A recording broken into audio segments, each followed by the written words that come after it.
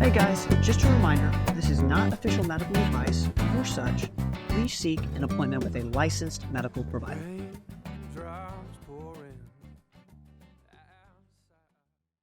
Hi, this is Dr. Tom Rogers coming to you with a weekly podcast of the Common Sense MD. Today's a day I've been looking forward to for about a year now, I guess, when I met Jake Hubbard at one of the expositions, not the farmer's market, that's where my wife met you, but we met at one of the talks about COVID, I believe. Wasn't that it? Yes, sir, that was it. We've got Jake, and we've got Dr. Nathan Wales. He's a noted oral surgeon. I say noted because you're noted. I'm going to note him, but everybody knows him. And they run Brookhaven Farms, which is, as they'll tell you, an organic, grass-fed conglomerate that is just amazing. You gave me a dozen eggs about a year ago. I didn't even realize it until today. And you gave my son also a dozen eggs. Yes, sir. That was the hook. I'm glad it worked out. They were good. They were very good. So anyway, this is a great time for us to be doing this podcast because I'm a big carnivore. You know, when I had COVID the second time, the only thing it really affected was my gut. And I lost a ton of weight. It just tore my gut to pieces. The only thing that really, out of a ton of stuff that I tried, really was when I got on a carnivore diet. But anyway, January at Performance Medicine is Elimination of Processed Food Challenge Month. And we're going to be guiding people through how not to eat processed food. So I want to talk to these guys about Brookhaven Farms and how long you've had it, and tell me your goals for this thing. Obviously, you're on top of everything, but Jake, tell me about what your role is. Yeah, so my name is Jake Hubbard. I am started farming. We set out on this venture in 2022. I initially went to school to be a vet, and soon into pursuing that, I was kind of torn in what I was going to do. And I got a text from Nate one day that said, "Hey, what do you want to be when you grow up?" And I told him, I texted him back, and I said, "I don't know, Nate." I said, "I just love to play cowboy, for the rest of my life." So that was kind of the first talkings of Brookhaven Farms. And then when we started, we really were just learning how to raise these animals the best way possible and learning the different methods and the challenges that came with those things. And so my role at Brookhaven Farms is, the day-to-day animal husbandry and trying to perfect that and raise our animals in the best way possible. And then as well as trying to, chase down new things and just ensure that the quality of the entire farm is where it needs to be, not only for our animals, but for the customers that we have. So you're kind of like Rip on Yellowstone, and this is That's exactly what we call him. He's Brookhaven's Rip. He's Brookhaven's Rip, and you're the Kevin Costner. You're the daddy of the whole thing. I wish I had a helicopter. Well, Nate, tell me how you got involved in these farms. Yeah, so my journey is kind of multifactorial. So I've done carnivore, done it for a year and a half. Amazing results. I did an Ironman on 300 calories because I was already fat adapted, and I ran my best Ironman. It was easy. I can tell you for sure that having non-processed foods in your life is the way to feel the best. And then the problem is that hyperpalatable foods are so desirable. It's really hard to source good stuff. And in the end, I knew there had to be a better way. And in the end, really what I'm trying to get after is great food for my kids.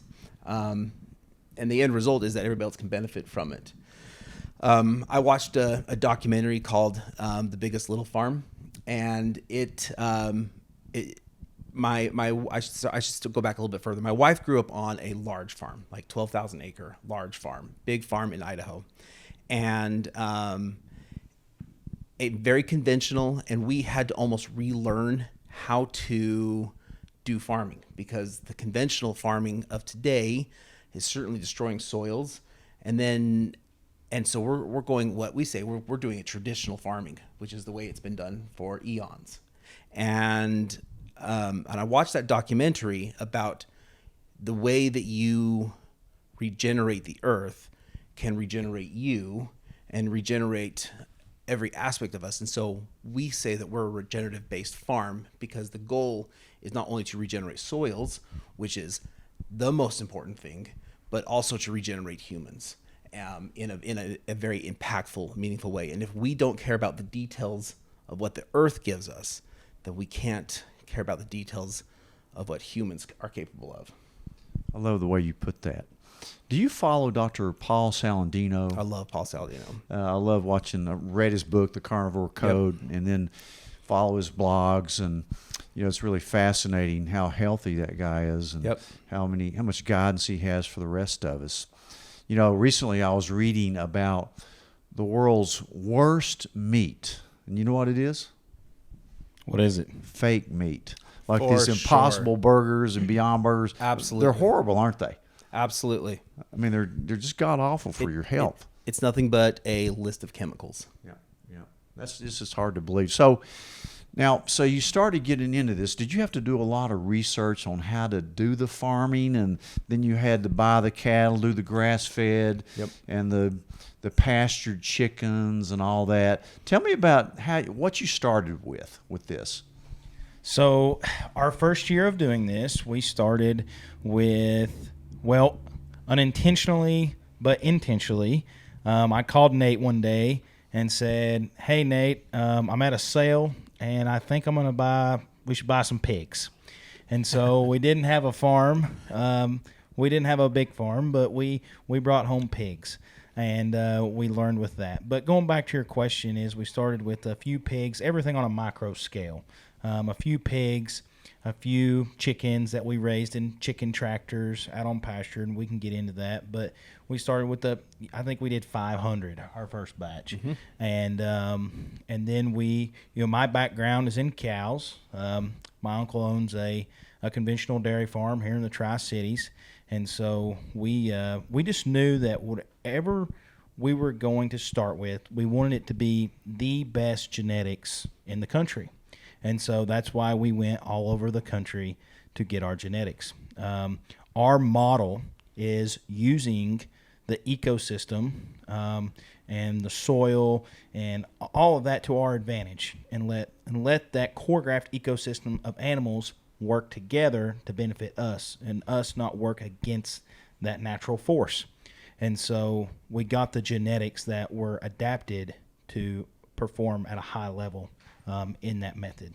So when you say genetics, so you searched far and wide across the country for the genetically more favorable cattle, pigs, chicken. That's interesting to me. I've never heard of that. The song "Old MacDonald Had a Farm," it didn't list one species. It was a complex ecosystem.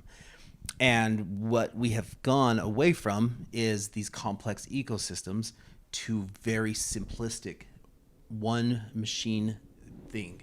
And it was important for us to not just find cows, but cows that were designed to do what we wanted to do, which is convert amazing grass and solar energy into the most healthy possible products that we could get. So we went to Missouri and got grass-fed animals, and there's a big difference between, people can say, oh, a Black Angus, this or that. The reality is a Black Angus was bred and designed to be a feedlot animal. It has a smaller gut. It doesn't have the capacity to convert low yield grass into as much product. And so the problem with that is that their sisters, the steers go to the feedlot, and their sisters are stay on pasture, and they don't perform as well. And our herd size in America is at its all-time low. Part of that is infertility of the heifers and cows that are on pasture still. So it was important for us to go find an animal that was capable of doing what we wanted, had never had a desire to get its energy from grain sources.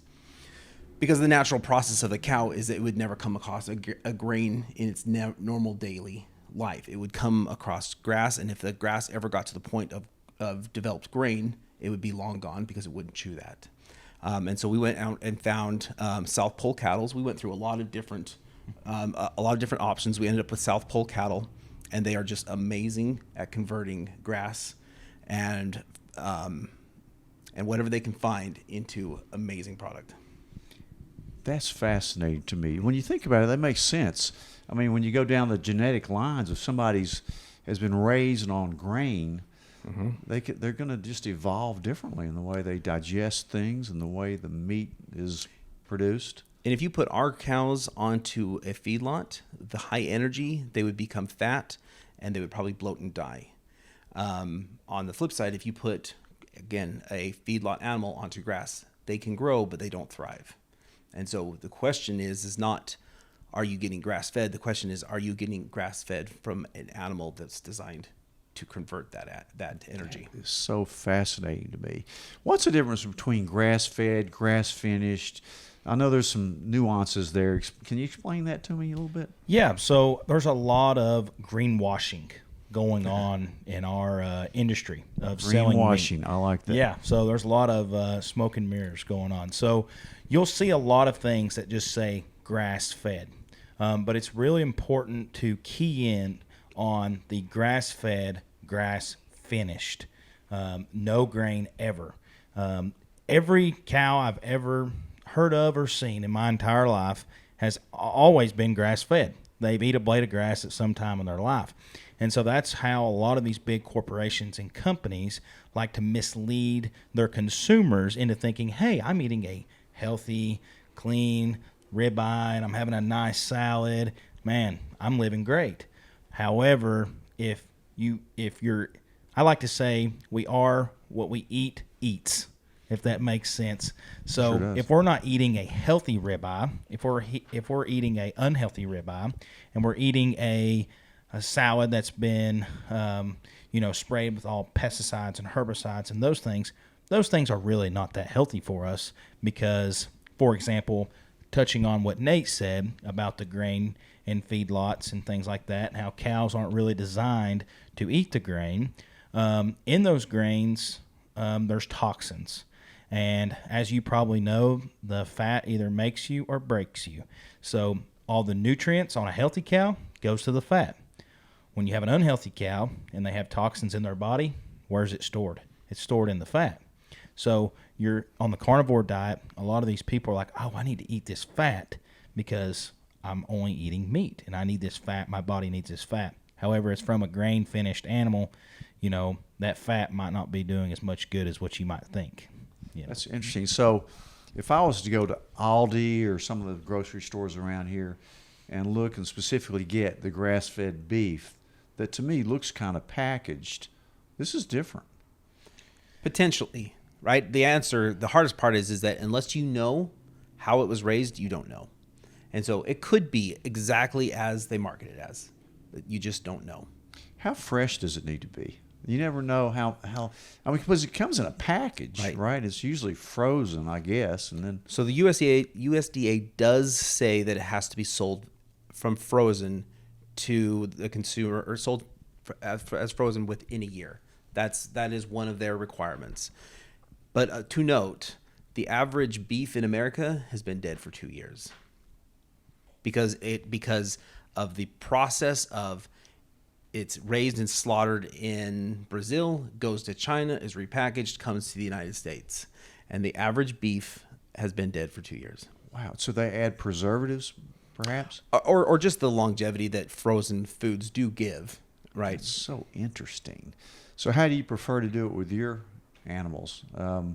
Like if you already go out there and buy a steak, which I'm going to do, I'm never going to buy another steak anywhere else, just from talking to you guys today. But so... how soon is it slaughtered and then you eat it? Do you like to freeze it? Should I freeze it? So for small producers, it is really hard for us to have anything to offer except for frozen, right? Because we don't have unlimited stockpiles. Without a doubt, fresh is better. There's no question.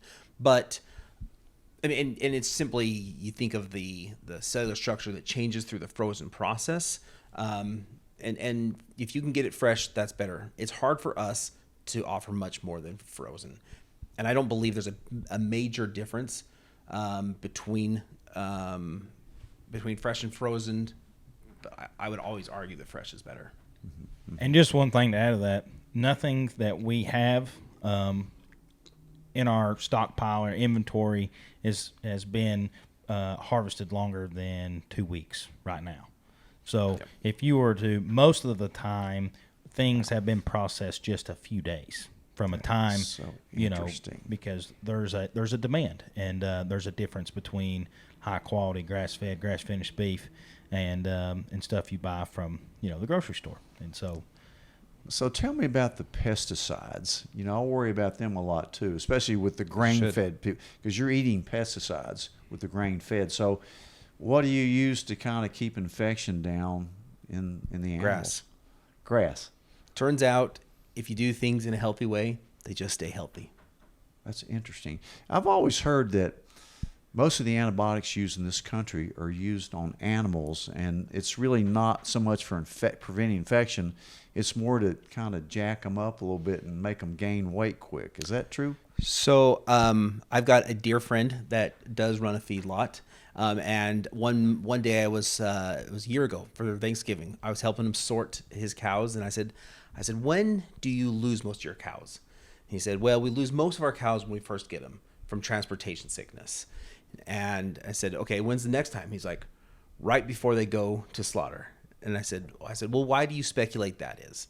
He said, well, he's like, if I'm honest, I know we're feeding them things that make them unhealthy, and we're just trying to get them to the slaughterhouse before they die in our feedlot.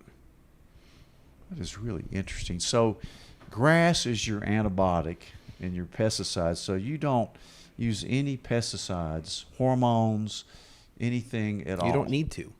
That is so interesting. The other component of that is it has to be nutritive grass. And I use the phrase nutritive grass because we have proven through all kinds of different techniques that we can make things grow, green things grow. But the truth is that if you don't allow the soil to become very complex, the real heart of Brookhaven and really any real farm is the microbiology. It's not, that is the key, because that's where the plants eat, and they harvest all of the nutrients from the soil and bring it to the plant, right? And so if your microbiology is off, then you don't have anything. And so if you talk to conventional farmers and they'll say, okay, I'm planting corn, and they'll get a soil sample and they say, okay, this is how much nitrogen I have in this acre. And they say, oh, but corn requires this much nitrogen. Through the miracle of the Haber process, we're going to have nitrogen through ammonia sources, and we'll add that to it. But every time you do that, it destroys the microbiology more and more. And now we just have essentially aquaponics in soil, and that's what current farming techniques are. But soil, everybody hates clay. Clay is the most nutrient-dense soil there ever was. It has everything you need. But if you don't have microbiology to harvest it for the plants, then you have nothing. So you start off with nutritive grass. And if you have good quality nutrition going to your animals, well, they're the miracle. Their immune systems are the miracle.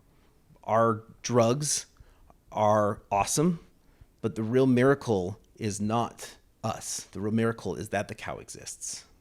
That's a great way to put this. Their gut microbiomes, just like our microbiomes in our gut. When you take, like, if we took an antibiotic today, it would screw our microbiome up, and you'd have to replenish it with probiotics and that type of thing.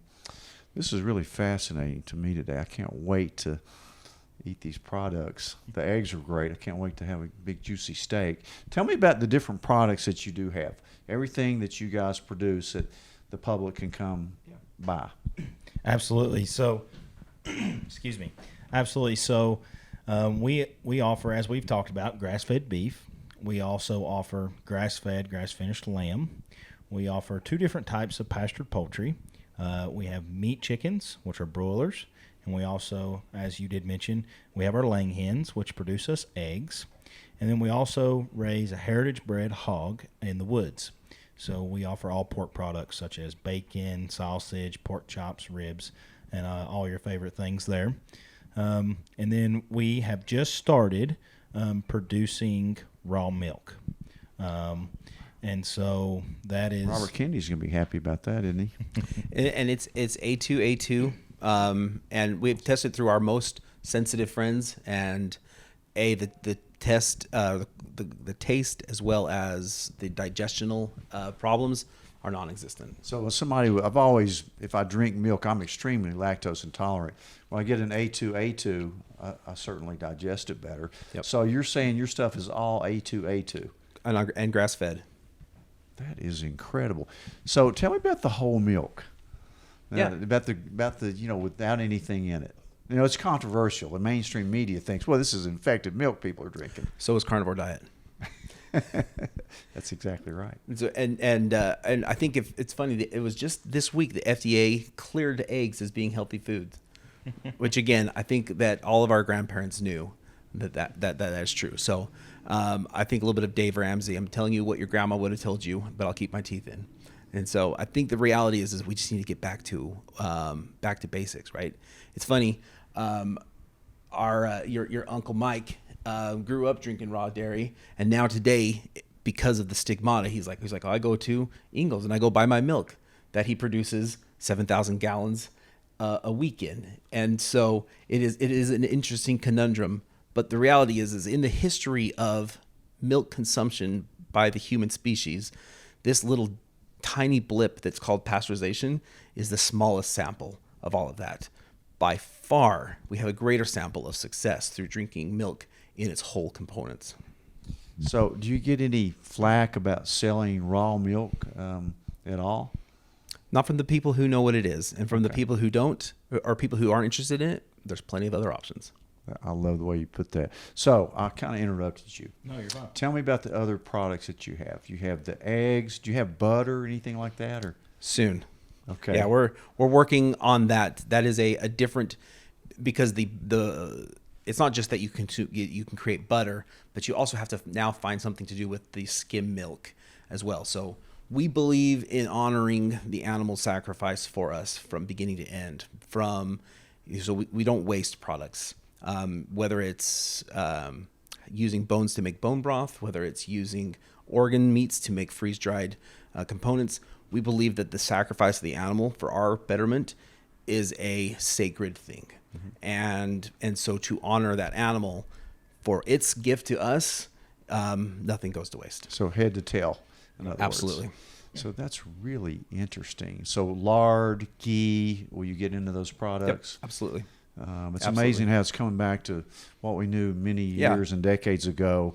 And our food supply has just become so tainted. I was listening to Peter Attia, which I'm sure you know. Oh, yeah. And he was talking about, what are the top 10, maybe there are 10 things that create this metabolic disease. And the reality is that it might just be 6 of them that we need to where it's a stacking problem. The reality is that I don't think we know exactly, but I can say for certain, if you start off with chemicals as the source of your nutrition, you're probably starting in the wrong place. Yeah, no doubt about it. I like Dr. Casey Means. Have you read some of her stuff? Listen to her on Rogan. Her new book, Good Energy, talks a lot about this, what we're talking about right now. And so then it gets back to, in the end, if you feed your mitochondria well, you feed everything well. It always goes back to the microbiology. You're exactly right. The mitochondria. That's the most important part of your cell, in my opinion. So you've got all these products, and you have some vitamins too. Can you show us some of the stuff on? Yep. So do you want to do the bag first? All right, let's do the bag first. So this is, Jake, do you want to describe it and I can unpack or whatever? Yeah, that's fine. So go for it. Sweet.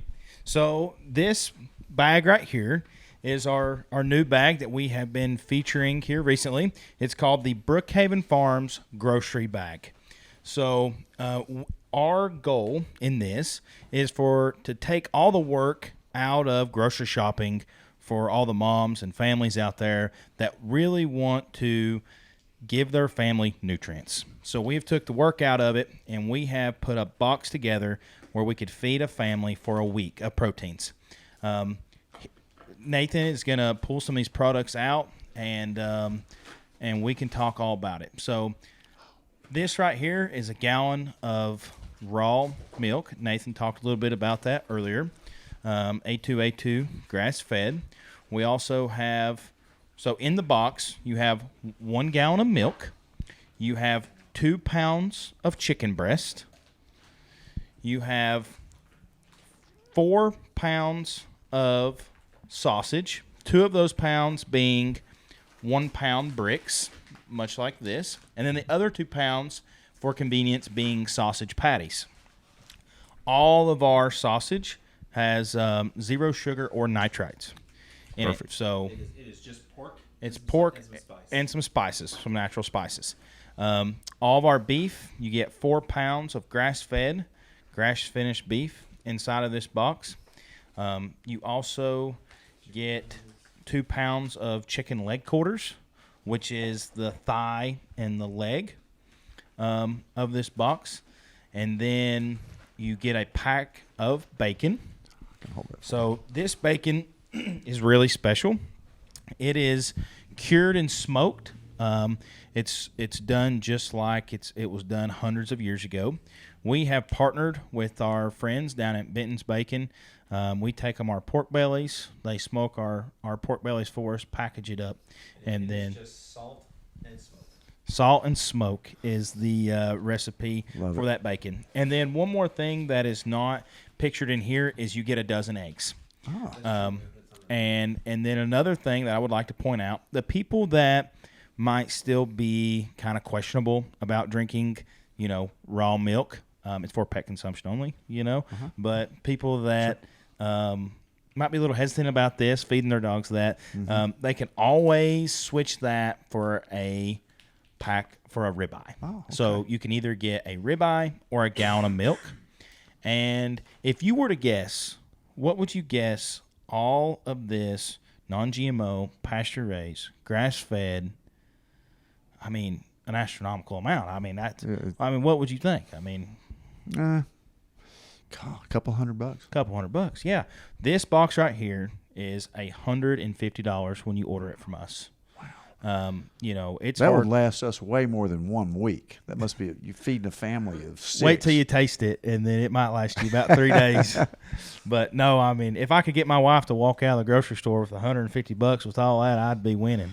And if you walked out of the grocery store, 90% of it would be processed food, without a doubt. Really hard to not. Absolutely. So you got some more stuff in here? What are these? I'll skip that to them. These supplements. And so then the other thing that I'm working with my oldest son, who he's 17 years old and is into all things working out.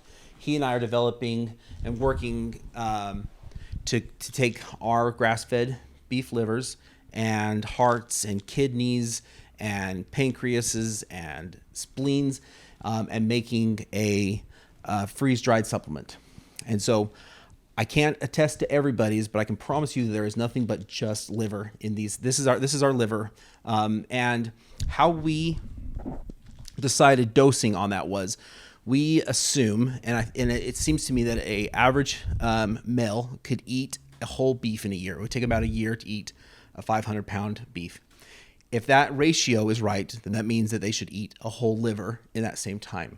And so if you take our supplement every single day, which is 5 capsules, then that's the equivalent of eating a whole liver in a year. Wow. Probably the most nutritive substance on the face of the earth would be grass-fed beef liver. That is nature's multivitamin. Yep. I agree with you. So this is just incredible what you guys are doing. Definitely, we're going to just go to your place. So I want to sign up. So they go to your farm and buy it, or do you have distribution points, or A couple different places. Yeah, so the distribution point, we just started this right before Christmas, and so that was the first opportunity. We partnered with Troyer's down in Limestone area. Yep. They helped us distribute the first round of boxes.